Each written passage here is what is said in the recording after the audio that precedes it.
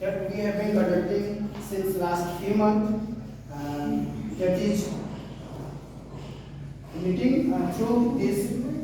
We want to share our views, our idea with the other teachers so that they can give their best in the class. And today we are going to discuss about the role of school management and teachers in child's development at elementary level. किसी भी school का जो मकसद होता है वो बच्चों का विकास होता है, लेकिन बच्चों का विकास मतलब केवल स्कूलिस्टिक एरिया ही नहीं होता है, बल्कि नॉन स्कूलिस्टिक एरिया में भी बच्चों का डेवलपमेंट होना चाहिए। तो आज हम लोग देखेंगे कि नॉन स्कूलिस्टिक एरियाज में बच्चों का डेवलपमेंट कैसे हम ला सकते हैं, बच्चों में कैसे बेहतर विकास ला सकते हैं, जिसमें हम ये भी देखेंगे कि बच्चों में कॉन्फिडेंस का कमी है और आगे चल के ये बहुत बड़ा समस्या आता है उनके लिए, तो ये कैसे दूर हो, इन सभी चीज़ों पर आज हम लोग डिस्कस करेंगे। और इसके माध्यम से मैं जो ये बताना चाहूँगा कि कैसे हम अपना जो है विकास, अपने बच्चों का विकास, अपने स्कूल, अपने समाज का विकास कर सकते हैं। तो हम लोग देख रहे हैं कि बच्चों का विकास में सबसे पहले तो पढ़ाई आती है, इसमें कोई शक नहीं है कि सबसे पहले पढ़ाई अच्छी होनी चाहिए। तो पढ़ाई अच्छी होने के लिए क्या होना चाहिए कि हम लोग देखते हैं कि यहाँ क्लास एनवायरनमेंट, क्लास बहुत ही सूटेबल होना चाहिए। अगर मान लीजिए क्लास में बहुत ज़्यादा बच्चों का संख्या है, अगर बच्चों का संख्या बहुत ज़्यादा है तो क्या होता है कि टीचर जो है ना हर एक बच्चे से इंटरेक्ट नहीं कर पाते हैं, उनके पास जा नहीं पाते हैं, उनकी क्या समस्या है वो समझ नहीं पाते हैं। तो यहाँ हम देख रहे हैं कि क्लास एयरी होना चाहिए, मतलब क्लास जो है वो हवादार होना चाहिए, सही होना चाहिए, बच्चों को अनकंफर्टेबल महसूस नहीं होना चाहिए पढ़ते समय, या टीचर को भी पढ़ाते समय ऐसा कुछ महसूस नहीं होना चाहिए कि वो परेशान है तो फिर वो अपना बेस्ट नहीं दे पाएंगे और बच्चे भी बेस्ट नहीं दे पाएंगे। तो इस तरह हम देख सकते हैं इनफ लाइट, इसका बहुत ज़रूरी है। कभी कभी क्या होता है किसी क्लास में जो है परिस्थिति ऐसी होती है कि अंधेरा जैसा होता है, अब बच्चे देख नहीं पाते टीचर जो क्या लिख रहे हैं, या वो बच्चों जो है अपने शिक्षक को जो है सुन नहीं पाते हैं, ऐसे भी प्रॉब्लम आती है, देख नहीं पाते हैं कुछ बच्चों को अपने बुक में जो क्या लिखा हुआ ये देखने में भी प्रॉब्लम होती है। तो कहने का मतलब है क्लास में एक लाइट का अच्छा व्यवस्था होना चाहिए ताकि बच्चों को, टीचर को जो है वो दिक्कत का सामना न करना पड़े। प्रॉपर स्पेस, यहाँ कहने का मतलब है कि जो रो ऑफ बेंच और डेस्क होते हैं इनमें जो है ना डिस्टेंस होनी चाहिए ताकि टीचर आसानी से बच्चों के पास जा सके या बच्चे टीचर के पास आ सके। ऐसा भी स्थिति हो सकता है कि बहुत ज़्यादा भीड़ हो, क्लास में रो ऑफ बेंच डेस्क इतने नज़दीक हो कि टीचर आसानी से बच्चों के पास ना जा पाए या फिर बच्चे भी टीचर के पास ना आ पाए, ऐसी भी स्थिति कभी देखने को मिलती है। तो कहने का मतलब है ये जो कंडीशन है ये क्लास में फुलफिल होना चाहिए, मतलब एयरी होना चाहिए, लाइट का अच्छा व्यवस्था होना चाहिए, प्रॉपर स्पेस होने चाहिए ताकि बच्चे और टीचर एक दूसरे से आसानी से इंटरेक्ट कर पा सकें।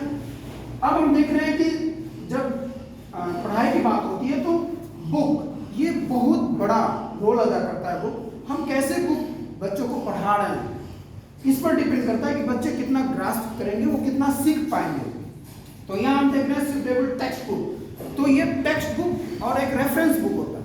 तो हमें स्कूल के लिए ये कहा जाता है कि टेक्स्ट बुक ही होना चाहिए। टेक्स्ट बुक से क्या होता है ना कि बच्चों में लॉजिक आता है, वो किसी चीज़ को सोचने पर जो है ना वो विवश हो जाते हैं। लेकिन अगर हम किसी रेफरेंस बुक का बुक चलाते हैं या रेफरेंस बुक से पढ़ाते हैं तो उसमें बच्चों को सोचने का वक्त नहीं मिलता है, मौका नहीं मिलता, वो नहीं सोच पाते हैं, क्योंकि उसमें क्या है, रेफरेंस बुक क्या है, वो एक एक्चुअली गाइड जैसे होता है। तो स्कूल को ये चाहिए कि वो बुक का जब सिलेक्शन करे तो वो स्टैंडर्ड बुक होना चाहिए जिससे बच्चों में लॉजिक जो है आए, वो किसी चीज़ को क्रिटिकली जो थिंक कर सके, उसको सोच सके उस पर। तो इस तरह जो हम देख सकते हैं किसी स्टैंडर्ड पब्लिकेशन का ही बुक को स्कूल प्रिफर करें, या फिर ऐसे सभी जान रहे हैं एनसीईआरटी जो है ये बहुत ही परफेक्ट माना जाता है, क्योंकि जितने भी हमारे यहाँ कंपटीशंस होते हैं, जितने भी कंपटीशन चाहे वो स्टेट लेवल का हो या फिर सेंट्रल लेवल का हो, वो सभी क्वेश्चन जो उसमें पुट किया जाता है वो एनसीईआरटी बेस ही होते हैं। तो अगर ये बेटर है कि या तो हम एनसीईआरटी चलाएं या तो फिर किसी भी स्टैंडर्ड पब्लिकेशन का बुक ही चलाएं। तो बुक भी बहुत बड़ा इंपॉर्टेंट जो है रोल अदा करता है, तो ये हम समझ सकते हैं। फिर बच्चों का ऑलराउंड डेवलपमेंट के लिए लाइब्रेरी का होना बहुत जरूरी है, स्कूल लाइब्रेरी, जिसमें अब स्कूल लाइब्रेरी हो और उसमें डिफरेंट टाइप्स ऑफ बुक्स होनी चाहिए, जैसे books on different subjects, reference book,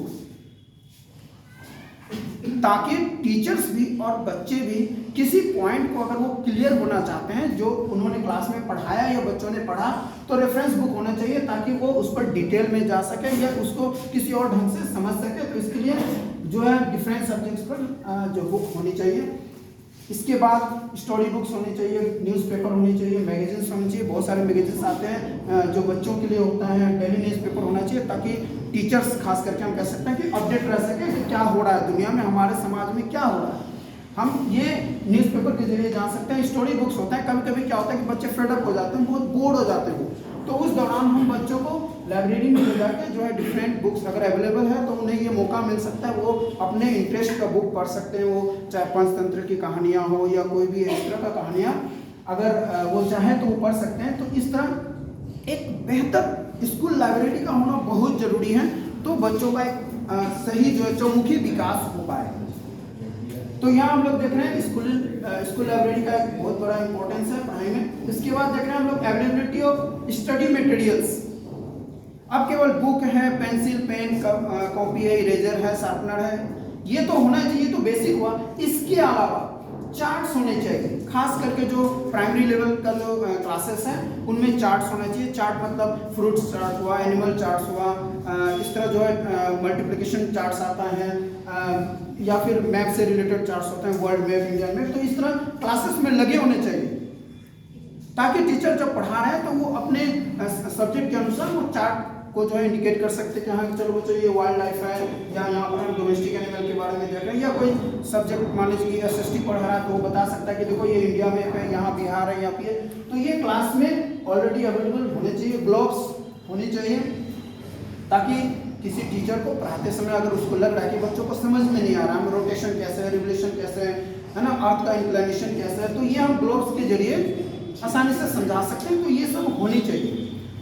projector की अगर हम बात करेंगे तो कहने का मतलब है कि प्रोजेक्टर आजकल जो है बहुत ही कॉमन हो गया, स्कूल्स में प्रोजेक्टर होते हैं। तो प्रोजेक्टर के द्वारा ना केवल पढ़ाई किया जाता है बल्कि बच्चों का मनोरंजन भी किया जाता है।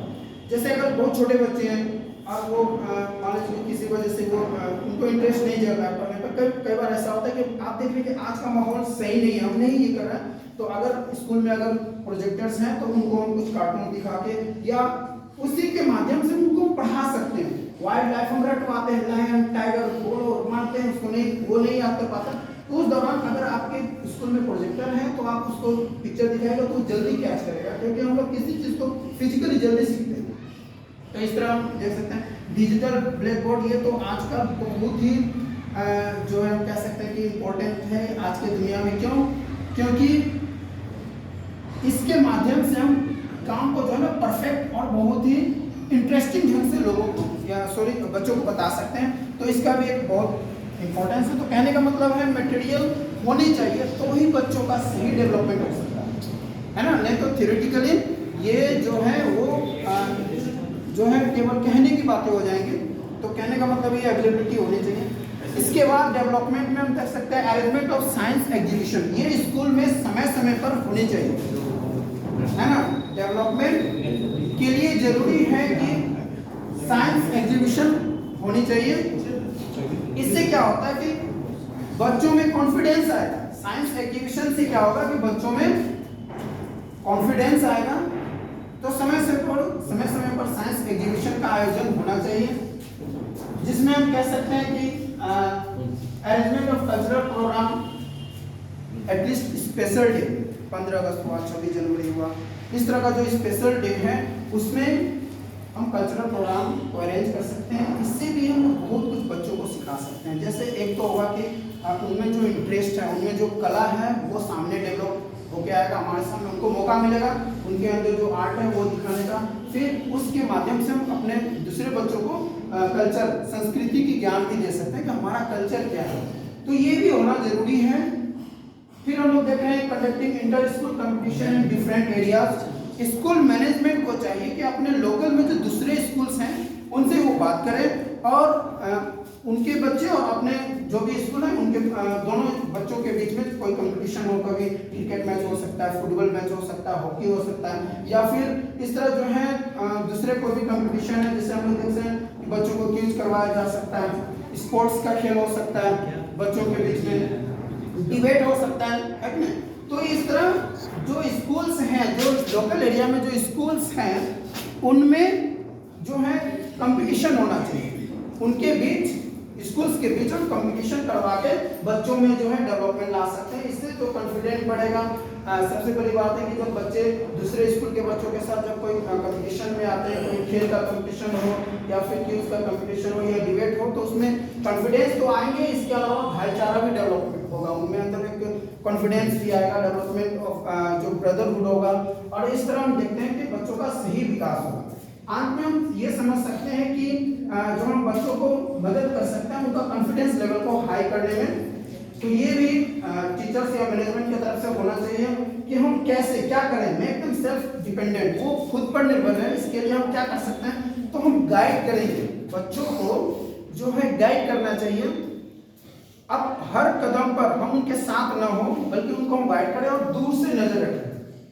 अब दूर से नजर रखने का मतलब क्या है, जैसे इसको हम आम भाषा में समझ सकते हैं कि कभी भी आप देखिएगा जो चरवाहा होता है वो क्या करता है कि अपने पास लाठी लिए रहता है और जानवर को लेके जाता रहता है। ऐसा नहीं कि वो हर एक जानवर को गर्दन में ऐसे पकड़ा होता है और चलो चलो यहीं चलो, अच्छा यहाँ से, तो ऐसा नहीं होता। वो क्या करता है कि उसके पास एक लाठी रहता है और उस एक लाठी से वो सभी 20-25 भेड़ हो या बकरी हो चाहे गाय हो उस पर वो नजर रखता है। तो हमें भी चाहिए कि हम बच्चों को थोड़ा सा छूट दें, लेकिन उन पर हम दूर से नजर रखें, उन पर कंट्रोल रखें कि वो क्या एक्टिविटी कर रहे हैं नहीं कर रहे हैं। इससे क्या होगा, उनमें सेल्फ डिपेंडेंट का जो है भावना जगेगी और वो अपने पैरों पर जो है भविष्य में जा खड़े हो पाएंगे। तो कहने का मतलब ये सबसे इम्पोर्टेंट जो है कि उनमें कैसे सेल्फ डिपेंडेंट का जो है भावना है। क्योंकि बहुत सारे बच्चों को आप देखिएगा वो क्लासेस पास कर चुके हैं, 10th कर गए, 12th कर गए, लेकिन अगर उन्हें कहीं किसी सेंटर पर जाना होता है एग्जाम के लिए या कहीं इंटरव्यू के लिए जाना होता है, तो पता चलता है वो अपने पापा को या चाचा को या किसी के साथ वो जाना ज़्यादा पसंद करते हैं। क्यों? क्योंकि उनके अंदर सेल्फ डिपेंडेंसी जो है टेंडेंसी नहीं है। तो ये बहुत ही इम्पोर्टेंट है। और इस तरह हम लोगों को जो है बच्चों का जो ऑलराउंड डेवलपमेंट पर